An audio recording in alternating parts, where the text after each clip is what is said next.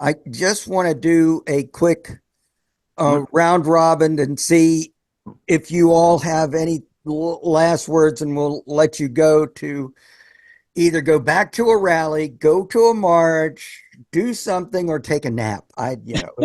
It's all up to you guys. So, Anthony, you had your hand up, so why Oh, don't you start us off?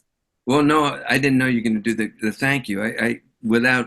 Before we left, I wanted to mention the great report by Francesca Albanese, Oh, sure. which we all hear and know about. But please look that report up. It came out a week and a half ago, but it's an essential report that really shows how the world is totally complicit and Mhm. profiting off of the genocide. And she names names and companies. So it really is a great guiding post. Of course, they've just finished up the 12 nations met in Colombia.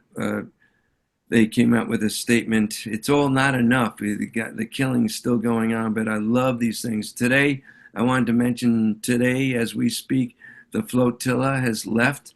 So another flotilla. Mm. The Pope, in his address to this Sunday, really came down hard on stopping the genocide and calling out war crimes in Palestine, and importantly, the aid to um, the Ayatollah has gone to Moscow today and has met today with Putin to discuss the nuclear issue. Because the U.S. and Israel, they're saying you got to stop all production. That's it. That's our.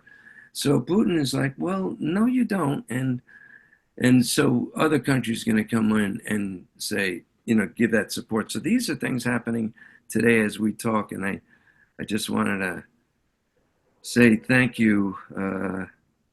Thank you. One last thing, also, one last thing, right? The day, June 13th, that the U.S. and Israel invaded Iran, um, we had a United for Peace action at the UN in the General Assembly, a big gathering for Uniting for Peace to override the U.S. veto about Palestine. 149 nations voted to override that veto and to unite for peace. Within hours of that action, the US and Israel invaded Iran. So, it's pretty horrible. And I do say we, in a sense, not, I know how hard everyone here works for peace, but darn it, we, our country, most of us are just not thinking, not knowing, but we are complicit. Our tax money's in there.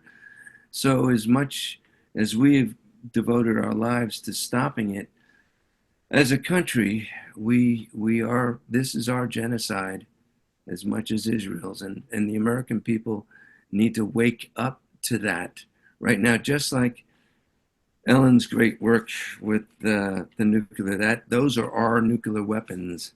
We are paying for them, and we got to stop this. Anyway, thank you very much. Always, Harvey and Jim. Thank you. God bless you. Sure. Thank you, Mike Ferner. And So, Anthony. Mm. so Ellen, you're next. Great. Thank you, Anthony, for all that you are doing. And I do see some hope right now, and that is that so many people are coming out over and over and over again in this No Kings, Good Trouble campaign. And yes, it's a campaign against the people who are in power rather and some of the domestic decisions that they're making. I haven't seen a whole lot of we in my neighborhood, you just don't ordinarily see demonstrations. And there are thousands of people who are showing up in Hendersonville and dozens of people who are showing up in the little bitty town that I live in. And that's really exciting. But and there are people who thank me when I wear pro-Palestinian t-shirt or anti-nuclear something, but I think it's time for us to participate in these events with a message about Gaza and a message about nukes, because those things are so terribly important. And also climate change, because this is not what these Indivisible and 5051 and the others, it's great what they're doing.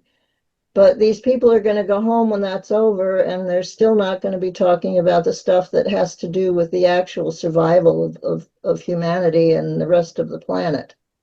So I encourage people to definitely go to those things. I've been going to them and filming them, taking pictures, posting on Facebook and Instagram. Use social media. Get out there. I do something called Nuke News, NUCNEWS on Facebook and Google groups, and I'd love for you to join them and get the word out. When I started my vigil in front of the White House in 1984, I didn't know anything about nuclear weapons except I wanted to get rid of them. And so I started learning, and that was what I did while I was out there, was mostly I just educated people, and that's what we have social media for now. And what you're doing here, Jim and Harvey, with this talk show, that's great. That's a wonderful thing that you're doing. Thank you so much. And Mike, I really, really enjoyed hearing what you had to say. We haven't met before, but good to meet you. God bless you. Thank you. All right, Mike, you get the last word. Thanks, Jim, and thanks, Harvey, for your continuing work putting this show on. I know it's not easy to do this on a regular basis for as long as you have been. And I would just like to end my participation here by reminding us that all of the good work that Ellen and Anthony and Jim and Harvey and thousands and thousands of people across this country do when we're working for peace and justice is incomplete. Frankly, it's incomplete because we are addressing the symptoms and not the causes. The causes are the fact that corporations run our country. We don't govern our own country. And because we don't govern our country, we get the kind of foreign policy and transportation policy and energy policy that we've got now, because those policies are dictated by the corporations who benefit the most from business as usual. And unless we take seriously the idea that we need to take the constitutional rights away from corporations that the Supreme Court illicitly gave them, like the First Amendment and the 14th Amendment and so forth, we're going to be continuing to address the problems they create. And as good work as that is, and as good as it makes us feel that we are in the loyal opposition and raising our voice against these terrible things, it's not going to fundamentally change until we can start governing our own country and using the wealth and the creativity of the people in this country for life and not death. So that's what I want to say as my PS, and thank you very much for the opportunity.